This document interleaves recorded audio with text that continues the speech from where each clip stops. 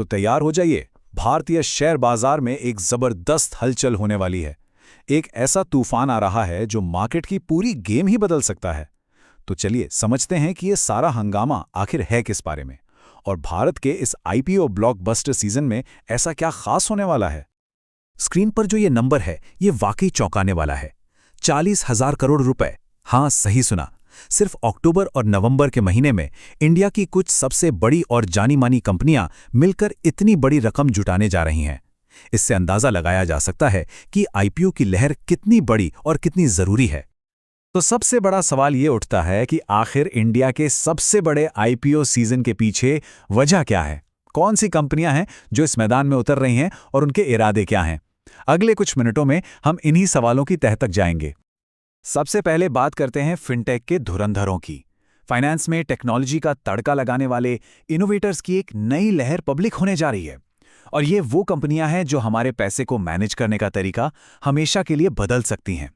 ये सिर्फ पैसा नहीं जुटा रही, ये तो इंडिया के फाइनेंस का भविष्य लिख रही हैं।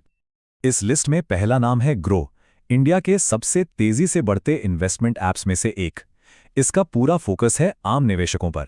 सोचिए, जो इन्वेस्टमेंट पहले बहुत मुश्किल काम लगता था, ग्रो ने उसे फोन पर कुछ क्लिक्स जितना आसान बना दिया है। और इस आईपीओ से मिले पैसों से ये अपनी टेक्नोलॉजी को और बेहतर बनाएंगे और देश के कोने कोने तक अपनी पहुंच बढ़ाएंगे। अगला बड़ा नाम है पाइन लैब्स। ये कंपनी दुकानदारों के लिए पेमेंट को आसान बनाने में माहिर है, और साथ ही बाय नाउ पे लेटर जैसी सर्विसेज में भी। मतलब जो पसंद आया आज खरीद लो, पैसे आराम से बाद में देना। इनका लक्ष्य है अपने डिजिटल पेमेंट के पूरे नेटवर्क को और बड़ा बनाना, और आईपीओ के फंड से ये अपने क्रेडिट और लॉयल्टी प्लेटफॉर्म्स को और फैलाएंगे। अच्छा, फिनटेक की दुनिया में जहां नए नए स्टार्टअप्स हैं, वही एक पुराना और स्थापित खिलाड़ी भी मैदान में है।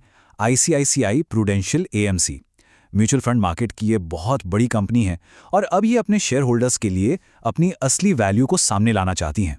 आईपीओ के जरिए इनका मकसद है कि और ज्यादा छोटे और आम निवेशक इनसे जुड़ें। चलिए अब बात करते हैं उन ब्रांड्स की जो नई पीढ़ी के दिल और जेब दोनों पर राज कर रहे हैं। बोट, ये नाम तो लगभग हर किसी ने सुना होगा। बहुत मुमकिन है कि इनके हेडफोन्स या स्पीकर्स किसी के पास हों भी। सस्ते और अच्छे ऑडियो प्रोडक्ट्स में ये मार्केट लीडर हैं, और युवाओं के बीच इनकी पकड़ बहुत मजबूत है। अब कंपनी आईपीओ के पैसों से रिसर्च एंड डेवलपमेंट में इन्वेस्ट करेगी, अपनी मैन्युफैक्चरिंग बढ़ाएगी और इंडिया से बाहर पूरी दुनिया में छा जाने की तैयारी करेगी। अगला नाम है लेंसकार्ट, जिसने चश्मे खरीदने का पूरा तरीका ही बदल दिया। इनका ओमनी चैनल मॉडल बड़ा कामयाब रहा है, जो ऑनलाइन शॉपिंग और फिजिकल स्टोर्स के एक्सपीरियंस को जोड़ता है। मतलब चाहे ऑनलाइन ऑर्डर करो या दुकान पे जाके ट्राई करो, एक्सपीरियंस एकदम शानदार रहता है। अब आईपीओ की पूंजी से ये विदेशों में अपने स्टोर्स खोलेंगे और एआई जैसी एडवांस टेक्नोलॉजी में भी इन्वेस्ट करेंगे। अब एक ऐसे सेक्टर की बात करते हैं जहां टेक्नोलॉजी ने सचमुच क्रांति ला दी है, एजुकेशन। सोचिए जरा, क्या टेक्नोलॉजी के बिना आज की पढ़ाई की कल्पना भी की जा सकती है? देखते हैं कि इंडिया में सीखने के तरीके कैसे बदल रहे हैं। फिजिक्स वाला, ये सिर्फ एक कंपनी नहीं, ये एक फिनोमिनन बन चुका है। स्टूडेंट्स के बीच जबरदस्त पॉपुलर ये ऑनलाइन एजुकेशन प्लेटफॉर्म अब पब्लिक हो रहा है। इनका मकसद है हाइब्रिड लर्निंग सेंटर्स बनाना, यानी ऑनलाइन पढ़ाई का फायदा भी और क्लासरूम वाली फील भी, दोनों एक साथ। साथ ही ये अपने कोर्सेज को और भी बढ़ाना चाहते हैं। तो हमने इन अलग अलग कंपनियों के बारे में तो जान लिया, पर इन सबको मिलाकर देखें तो ये आईपीओ की लहर भारतीय अर्थव्यवस्था के लिए क्या संकेत दे रही है। चलिए इन सब डॉट्स को जोड़कर एक बड़ी तस्वीर देखते हैं। ये स्लाइड एक नज़र में पूरी कहानी बता देती है। देखिए, फिनटेक में ग्रो और पाइन लैब्स टेक्नोलॉजी और विस्तार पर दांव लगा रहे हैं। उधर बोट और लेंसकार्ट की नज़रें ग्लोबल मार्केट पर हैं, और फिजिक्स वाला एजुकेशन का भविष्य तय कर रहा है। ये डाइवर्सिटी, ये विविधता ही इस आईपीओ सीजन की सबसे बड़ी ताकत है। ये दिखाती है कि इंडिया की इकोनॉमी कितनी डायनामिक हो चुकी है।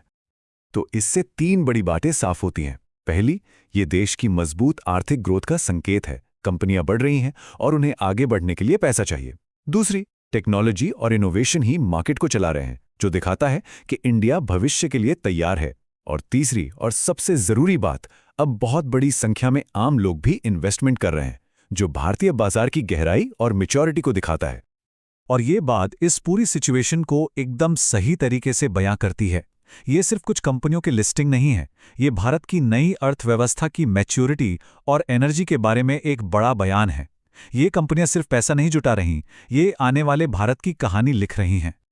तो अंत में एक बड़ा सवाल छोड़ जाते हैं। जैसे जैसे ये घरेलू कंपनियां पब्लिक हो रही हैं, भारत में अगले दशक का इनोवेशन कौन लीड करेगा? क्या यही कंपनियां और बड़ी बनेंगी या फिर कोई नया खिलाड़ी आएगा जो सबको चौंका देगा? अगला बड़ा नाम किसका होगा? सोचने वाली बात है।